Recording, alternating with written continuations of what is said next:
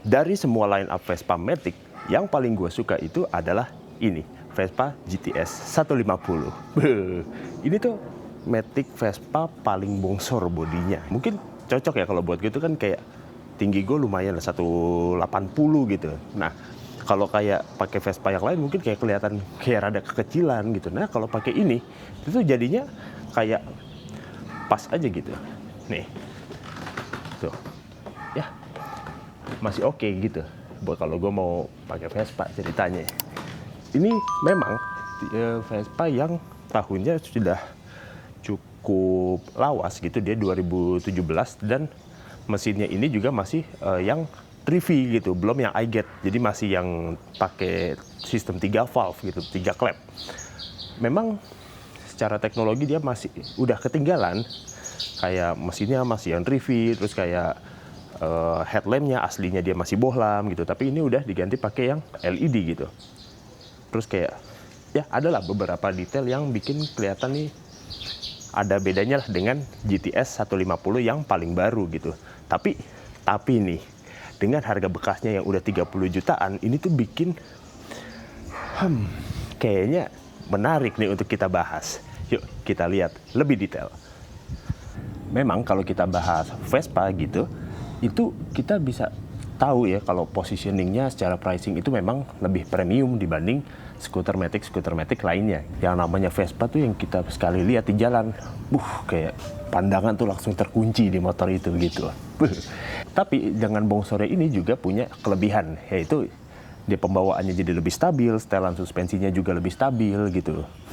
Jadi ketika kita let's say bawa touring atau bawa kemana itu lebih rigid gitu, lebih pede juga bawanya karena bodinya juga lebih berat gitu.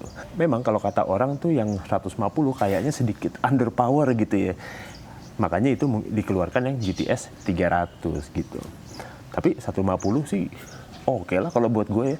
Nggak terlalu underpower juga kok. Lagian yang kita pakai Vespa mah bukan buat kebut-kebutan kayaknya. Lebih buat lifestyle cuy, gaya, ya nggak? Terus, apakah Vespa GTS tahun 2017 ini masih layak untuk kita lirik di tahun 2025 ini? Gimana menurut kalian? Kalau menurut gue sih masih layak banget ya. Karena dengan teknologi mesin yang masih 3V itu, justru kalau menurut gue pribadi itu jadi kayak nggak terlalu banyak elektronik atau sensor yang kayak yang baru-baru gitu. Jadi perawatannya juga cenderung lebih mudah gitu. Nggak terlalu sensitif sama yang namanya masalah elektronik gitu. Jadi teknologinya bisa dibilang walaupun rada ketinggalan, tapi sisi positifnya yaitu kita nggak perlu terlalu khawatir sama sensor-sensor yang bisa tiba-tiba rusak gitu. Ada beberapa yang bikin kelihatan nih sedikit outdated gitu, tapi nggak juga sebenarnya. Tapi kayak misalkan nih headlamp bohlam. Nah ini kan sebenarnya masih memancarkan aura klasiknya banget gitu. Terus speedometernya masih analog sebagian besar. Speedometernya, meteran bensinnya. Nah, kalau gue pribadi justru gue lebih suka setelan yang kayak begitu tuh. Jadi bukan yang campur sama digital gitu. Tapi mungkin itu pendapat pribadi gue aja gitu. Yang emang demen sama yang setelannya klasik kayak gini gitu. Terus kalau kalian orangnya let's say gatel gitu buat modifikasi. Nah, jangan khawatir karena kalau Vespa GTS ini itu parts modifikasinya banyak banget cuy. Nah, kalau kalian ke toko-toko spare part Vespa gitu yang GTS 150 itu tuh apa ya, bejibun. Ini kayak ini aja nih, shock breakernya dia udah pakai Scarlett gitu ya, depan belakang nih. Yang udah bisa disetel preloadnya, yang udah bisa disetel compressionnya gitu. Jadi kalian bisa atur kekerasan suspensinya sesuai dengan selera kalian. Entah mau jadinya soft gitu, jadi kayak ngelewatin jalan jelek ya tetap nyaman. Atau kalau kalian setel rada keras, jadi ketika high speed itu jauh lebih stabil dan handlingnya juga jauh lebih rigid gitu. Tapi ya drawbacknya kalau ketika di jalanan jelek jadi rada keras. Terus kayak parts CVT, wah itu bejibun, banyak banget deh, nggak usah ditanya lagi. Setelah 8 tahun, apakah impresi berkendaranya berubah nih motor? Gimana kalau kita langsung coba aja, kita bawa buat test ride. Yuk. Nah, sekarang kita test ride yang si GTS 150. Nih ya. Gede. Tapi ini satu hal yang gue ngeh ketika gue naik adalah nih standar sampingnya jauh banget. Kalau kakinya kurang panjang kayaknya rada susah nih buat nge-reach si standar gitu. Ini gue aja 180 aja rada effort gitu. Ini jangan dibandingkan dengan kalian bawa Vespa berbodi kecil lainnya ya. Karena ini beneran beda banget rasanya. Ini lebih, bisa dibilang lebih berat gitu ya. Sudah pasti. Dari bodinya aja udah jauh lebih bongsor. Nah, tapi kalau gue malah lebih demen yang begini nih. Tapi emang kayaknya sedikit lebih capek sih kalau dipakai buat sehari-hari gitu. Tapi enak gitu loh, kayak tarikannya tuh memang ngebukanya nggak secepat yang si LX gitu atau Vespa kecil lainnya. Karena dia walaupun 150 cc juga bodinya bongsor. Handlingnya lebih, ini kalau buat lurusan terus enak. Tapi kayaknya kalau buat selap-selip di kemacetan ini rada PR sih sejujurnya. Karena bodinya yang bongsor. Tarikannya juga dia yang tenaganya tuh baru keluar di tengah ke atas sih gitu. Beda sama LX yang powernya dari bawah tuh udah ada gitu. Ini powernya tuh middle di RPM tengah lah gitu baru keluar. Tapi nih yang membedakan nih kalau kalian bawa ini, karena harga barunya mahal banget, kalian pasti disangka kayak wih, eksekutif. 90 juta beli motor Matic. Ya, padahal nih kalau kalian beli unit yang ini sekarang, ini harganya 30 jutaan aja. Kapan lagi coba punya Vespa GTS 150, harganya nggak ngotak coba, 30-an juta. Nih kalau kata gue sih, motor bukan buat tarik-tarikan. Emang Vespa tuh nggak tahu ya, gue ngerasanya kayak bukan buat tarik-tarikan sih.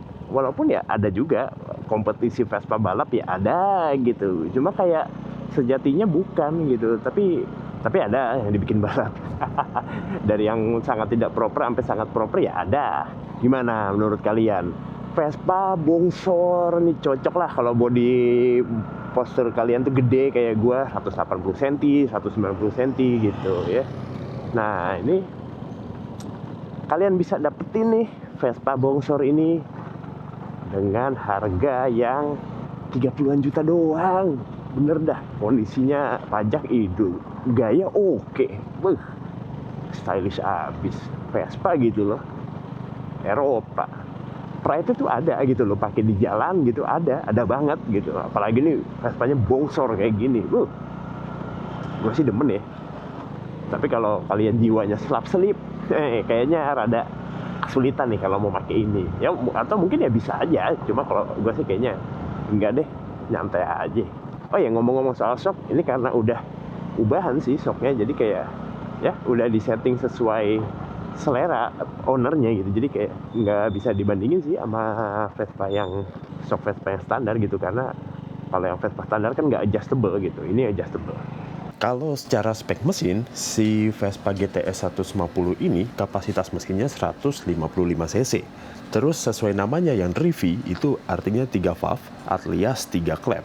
Udah fuel injection dan udah electric starter. Powernya hampir 12 horsepower dan torsinya ada di 12 Nm.